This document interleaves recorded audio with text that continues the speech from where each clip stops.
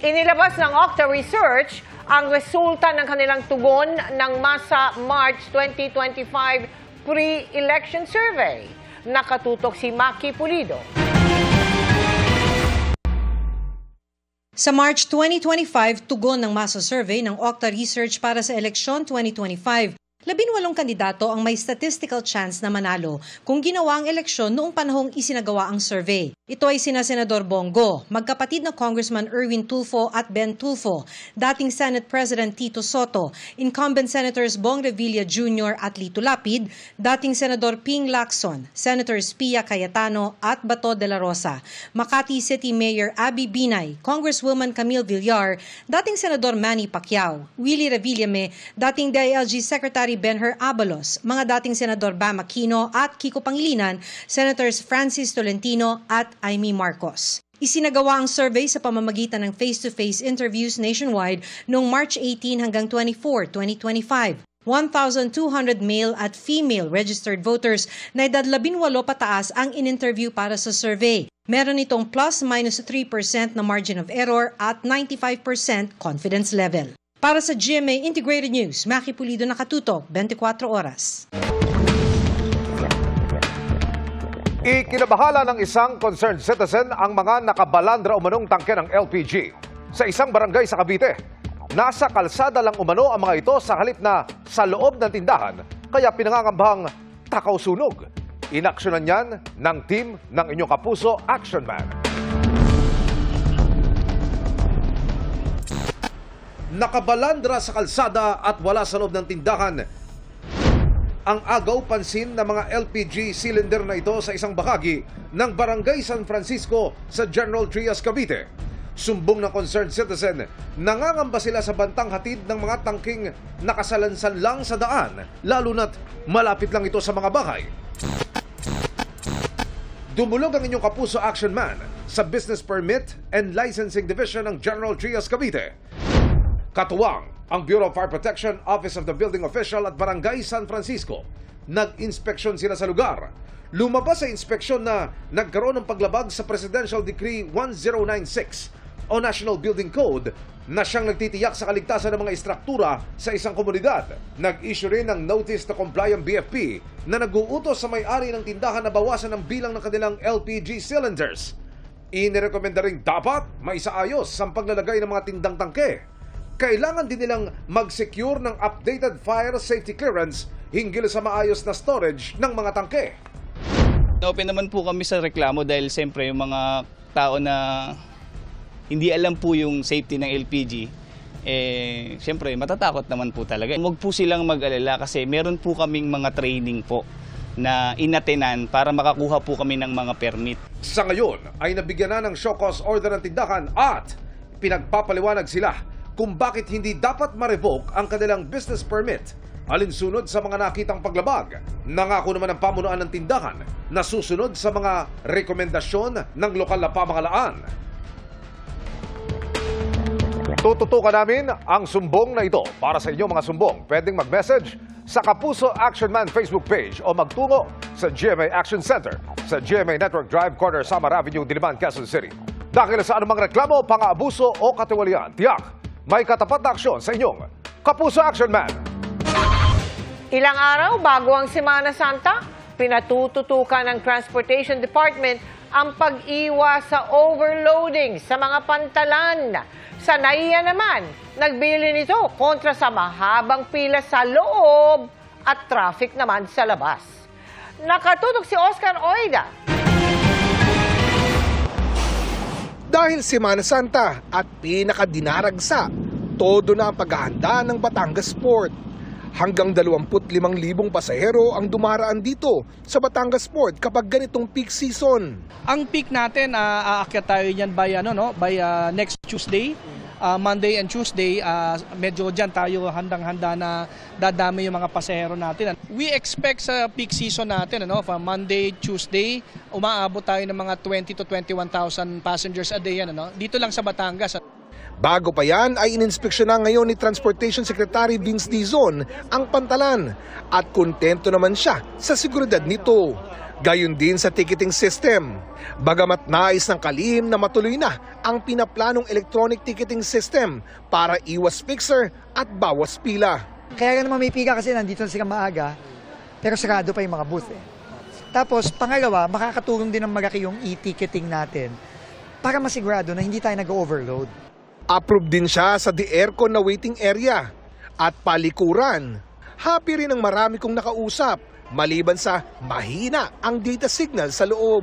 Nag-improve po siya kaysa sa last year. Yung problema lang po dito is yung internet. Kailangan pa po naming lumabas. So, papatagdag natin kung pwede pagka isa lang ang provider tapos 8,000 na yung nandito sa loob, medyo mauubos na yung bandwidth nun. So, nagpapatagdag kami, hopefully, kung kaya natin magpadagdag bago next week. Isa sa mga nais matuldukan ni Secretary Dizon ang mga insidente ng overloading na karaniwang nagiging sanhi ng aberya sa karagatan.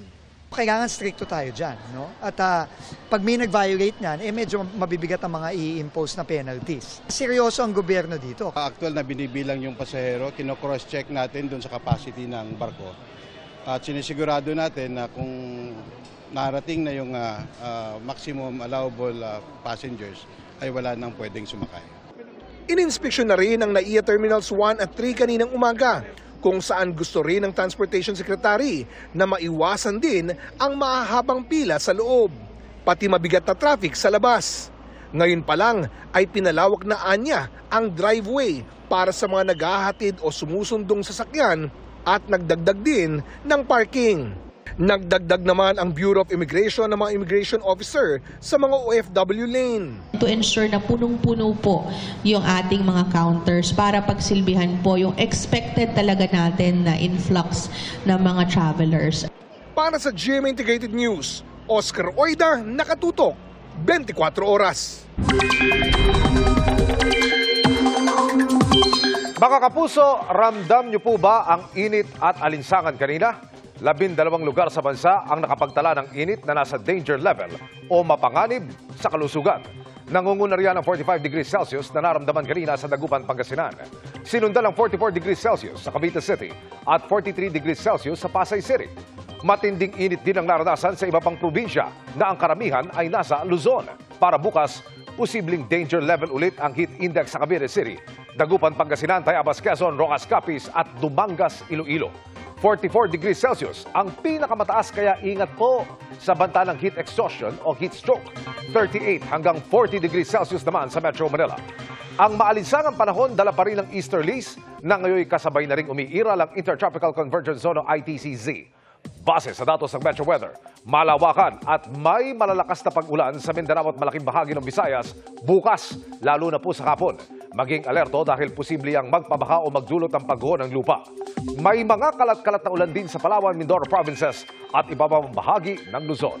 Mababa ang tsansa ng ulan sa Metro Manila pero magdala pa rin ng payong panangga sa tirik na araw o sa posibleng thunderstorms.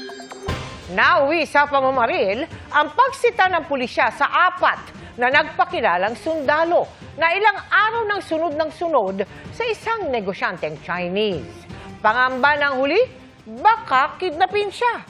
Pero sabi ng mga sundalo, bahagi ito ng kanilang operasyon. Nakatutok si Rafi Tima. Wala nang nagawa ang 3 sundalo kundi sumuko matapos barilin ang gulong ng kanilang sasakyan na magtangka o ng takasan ng mga pulis sa San Simon, Pampanga nitong Martes.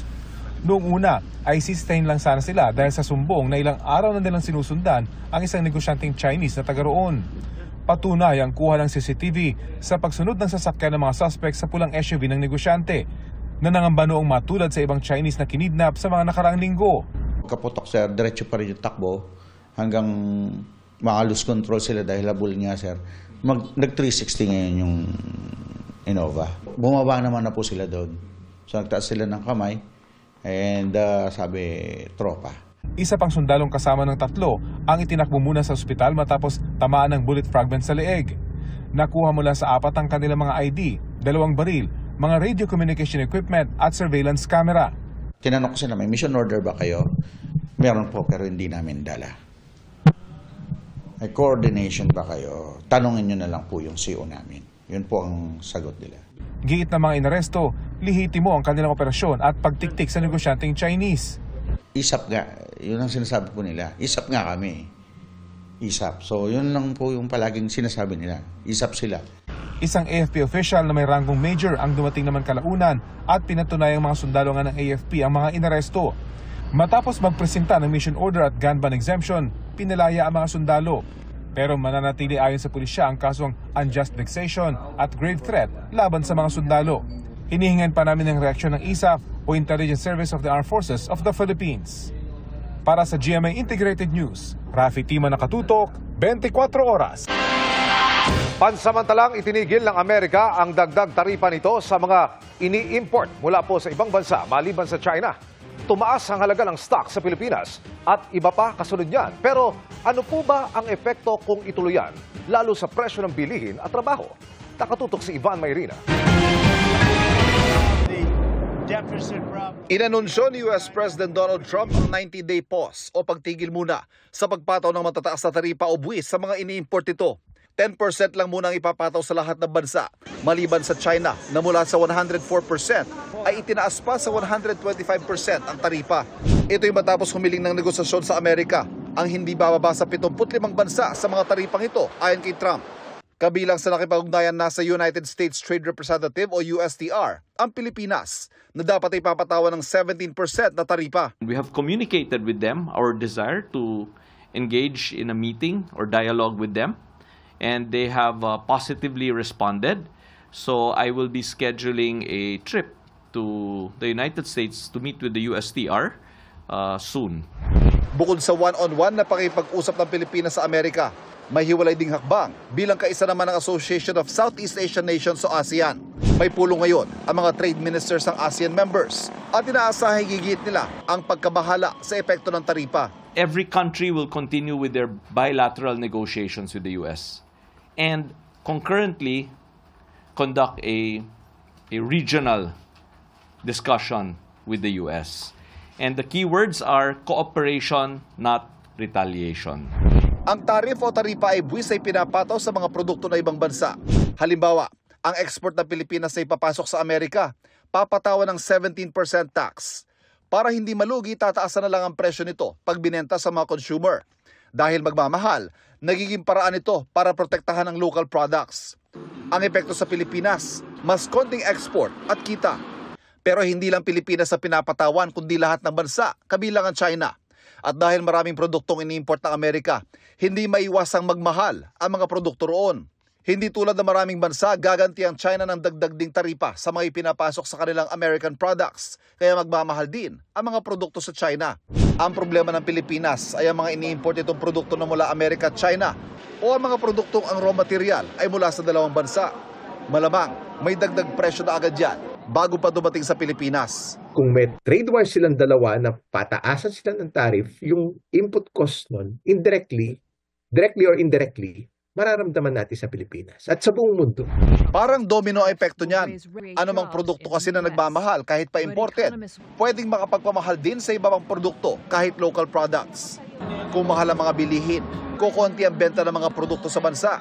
Kaya posibleng magdesisyon ng ilang negosyo na bawasan ang produksyon nito na mangangailangan ng mas kaunting trabahador, kundi man tuluyang magsara. Ibig sabihin, posibleng mauwi ito sa unemployment o kawalan ng trabaho para sa ilan. Yung unemployment rate natin nung nakaraan na araw na binanggit ng PSA, nangangalib din yon.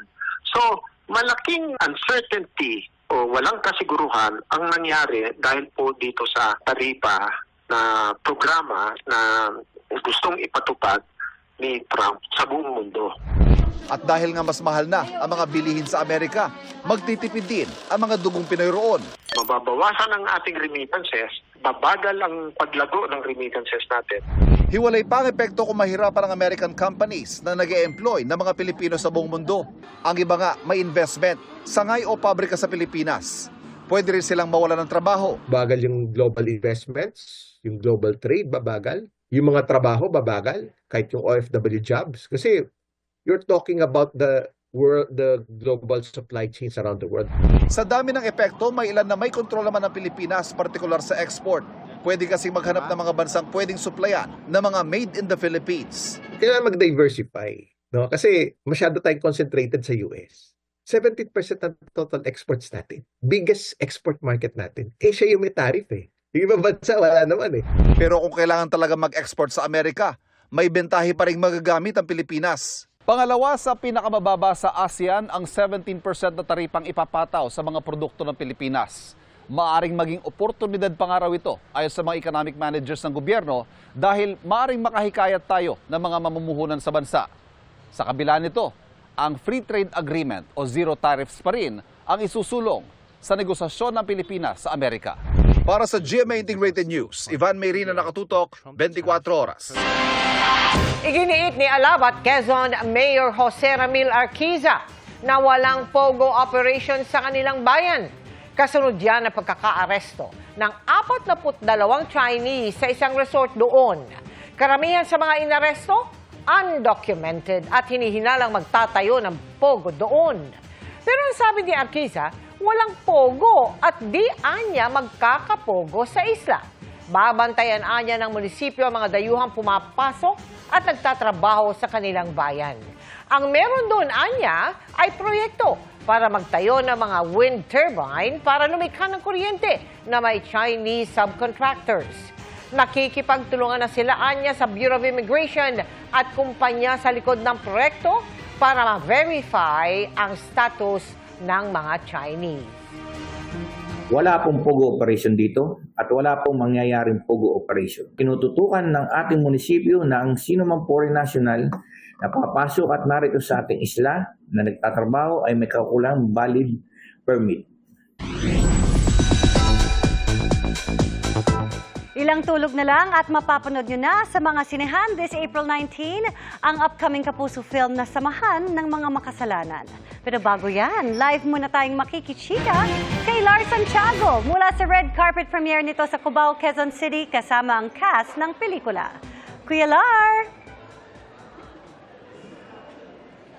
Yes, Iya, maaga pa ay dumagsana ang fans dito sa cinema lobby ng Gateway Mall para makita ang kanilang mga paboritong artista sa premiere night ng Samahan ng Mga Makasalanan. At kasama natin ngayon ang bida ng Samahan ng Mga Makasalanan, si David Licauco. David, yes, congratulations! Thank you. Congratulations din sa'yo. Nasa TV na tayo, Tito Lar. Hi ka.